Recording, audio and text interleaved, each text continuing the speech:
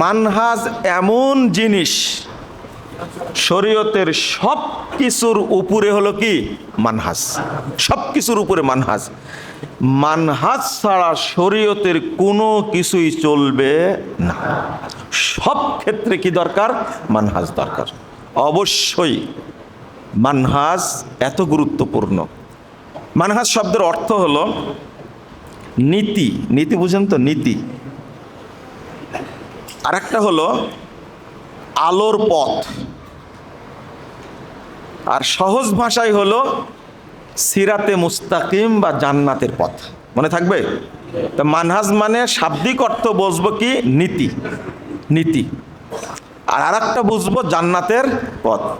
মানহাজ ছাড়া জান্নাত পাওয়া যাবে না, একবারে সোজা কথা। আপনি যত বড়ই আলেম হন, যত বড়ই আবেদ হন, তাহাজ্জুদ গুজার হন, নফল সিয়াম পালনকারী হন, মানহাজ বিহীন হেদায়েতই পাওয়া যাবে না। মানহাজ বিহীন হেদায়েত পাওয়া যাবে না। নীতি। এর সাথে আরেকটা, কাদের মানহাজ? সালাফদের মানহাজ। কাদের? সালাফদের। তো দুইটা শব্দ একবারে বলবো আমরা। একটা হলো মানহাজ, আর একটা হলো মানহাজুস সালাফ। মানহাজুস সালাফ। তাহলে কয়টা শব্দ আসলো? দুইটা। একটা হলো মানহাজ, আর একটা কি সালাফ। সালাফ মানে কি? সালাফ মানে হলো পূর্ববর্তীগণ। পূর্ববর্তীগণ সালাফ মানে। সালাফ বলতে বুঝায় রাসূল সাল্লাল্লাহু আলাইহি সাল্লামের যুগের, সাহাবীদের যুগের, তাবেঈদের যুগের যারা সৎ বান্দা, তারা কি সালাফ। মনে থাকবে? কয় যুগের? রাসূল সাল্লাল্লাহু আলাইহি সাল্লামের যুগের, সাহাবীদের যুগের, তাবেঈদের যুগের। এই তিন যুগের সৎ বান্দারা কি সালাফ। এবার বলেন তো, মানহাজুস সালাফ, সালাফদের নীতি। সালাফদের নীতি। তো সালাফ কারা?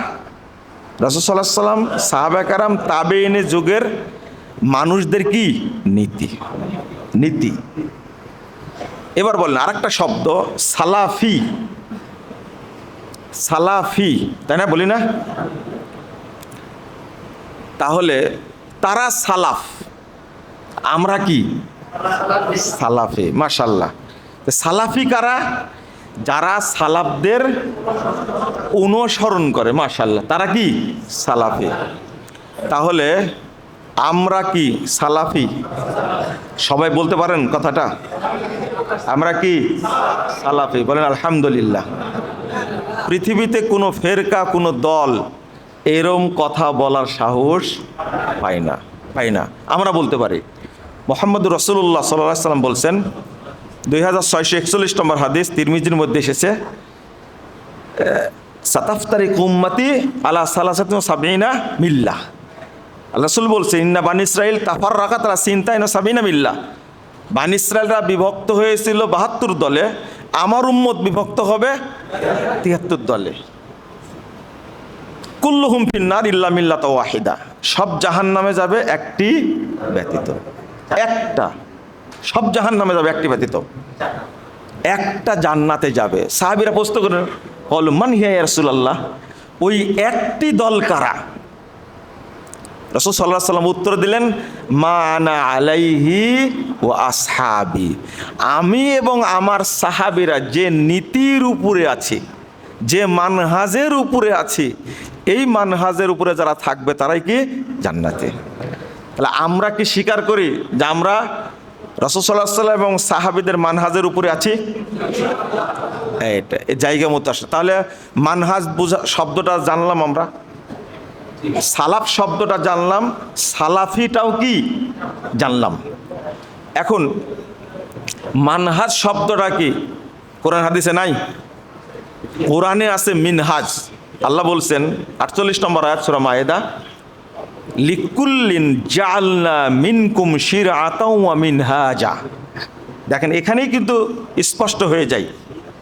সেটা হলো আল্লাহ বলছেন প্রত্যেকের জন্য আমরা মানহাজ দিয়েছি, শরীয়ত দিয়েছি। তাহলে শরীয়ত আলাদা আর মানহাজ কি আলাদা। আল্লাহ নিজে বলছেন, আল্লাহ মানহাজও দিয়েছেন, আবার কি শরীয়ত দিয়েছেন। সূরা মায়েদা 48 নম্বর আয়াত। আর 2484 নম্বর হাদিস সহিহ মুসলিমের মধ্যে এসেছে, ইবনু মাজার মধ্যেও এসেছে মানহাজ শব্দটা। মানহাজুন জাওয়াতুন মানহাজুন। এই হাদিসের একটা ছোট্ট ঘটনা আছে, এই ঘটনাটা একটু বলতে হয়। প্রথমত আয়াতের মধ্যে দুইটা কথা আসছে, একটা মানহাজ আর একটা কি শরীয়ত। শরীয়ত তো দিয়েছেন কোরআন এবং হাদিস, আল্লাহ দিয়েছেন, তাই না? তো মানহাজটা কি? মানহাজটা হলো রাসূল সাল্লাল্লাহু আলাইহি সাল্লাম এবং সাহাবায়ে কেরাম কোরআন এবং হাদিসকে যেভাবে বুঝেছেন, যেভাবে মেনেছেন, এটার নাম কি মানহাজ। আশা করি বুঝতে পেরেছেন। কোরআন সুন্নাহ শরীয়ত, কিন্তু এই শরীয়ত যেভাবে বুঝেছেন, তারা মেনে নিয়েছেন এবং তারা যেভাবে ব্যাখ্যা দিয়েছেন, তার নাম কি মানহাজ। এই জন্য আল্লাহ বলেছেন শিরআতাও ওয়া মিনহাজা। আর ওই হাদিসের যে ছোট্ট ব্যাখ্যা, এটা সংক্ষিপ্ত আকারে বলি আপনাদেরকে। আব্দুল্লাহ ইবনে সালাম রাদিয়াল্লাহু আনহু, তাকে সাহাবীরা বলতেন জান্নাতি সাহাবী। কি বলতেন? জান্নাতি সাহাবী। তো একজন তাকে একদিন জিজ্ঞেস করলেন যে আপনি যাচ্ছেন, মসজিদ থেকে বের হচ্ছেন, তখন লোকেরা বলে হাদা মিন আহলিল জান্নাহ, ইনি জান্নাতি সাহাবী। কেন বলেন তো? আমি বুঝতে পারি না। তখন তিনি বলছেন যে একটা ঘটনা ঘটেছিল আমার সাথে স্বপ্নের। আমাকে দুইজন ব্যক্তি নিয়ে যাচ্ছেন, লম্বা বর্ণনা। দুইজন ব্যক্তি আমাকে নিয়ে যাচ্ছেন। তো নিয়ে যাওয়ার সময় আমি বাম পথে যাচ্ছিলাম। তখন তিনি বলছেন যে এটা মিন আহলিন নার, এই বাম পথটা জাহান্নামীদের পথ, আপনি ডান পথে চলেন। চলতে থাকলাম ডান পথে, যে বিশাল একটা পাহাড় পেলাম, তা আমাকে বলছেন উপরে উঠেন।